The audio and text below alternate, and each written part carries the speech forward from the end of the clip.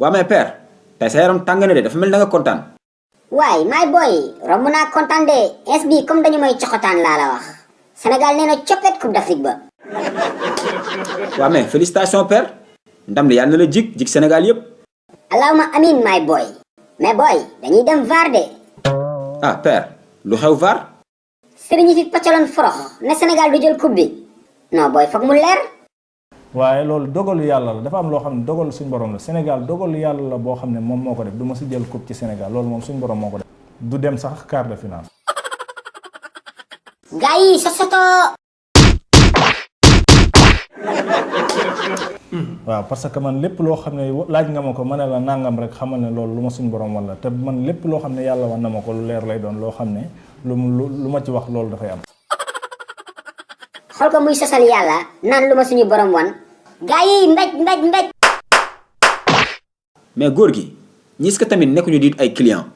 ut client fan ñi di ay dóorkat nga naan ma lan jaxagul de na réalisateur bi indiwaat keneen kii. nu muy demee. Sénégal. waaw. seen coupe d'Afrique bi. waaw am na gàllankoor ba pare. am na gàllankoor ba pare. ba pare dama lay wax dëgg rek. bindal lii ma la wax nii. maanaam dem ba final. loolu moom am na gàllankoor ba pare. dem de mënuñu dem final. déedéet fu ñu yem. déedéet man nañ am ñu dem ba demi final. booy déggal kii ma waxu gàllankoor lay wax. gaa yi sosoto. door leen ko ba mu dee sama yoon nekku ci. père vraiment wax nga dëgg nag sëriñ dañ ñoo yeb waay.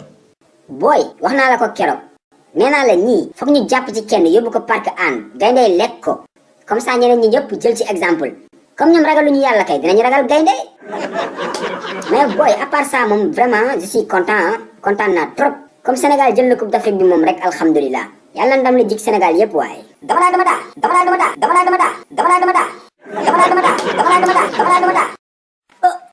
waaw seetaan nga ba pare déet bul dem foo jëm capal fii bësal bouton bu xonk bi nga abonné bu ko defee vidéo bu bees bu njëkk a génn nga bokk si ñu ko njëkk a seetaan yow tamit je vous aime I love you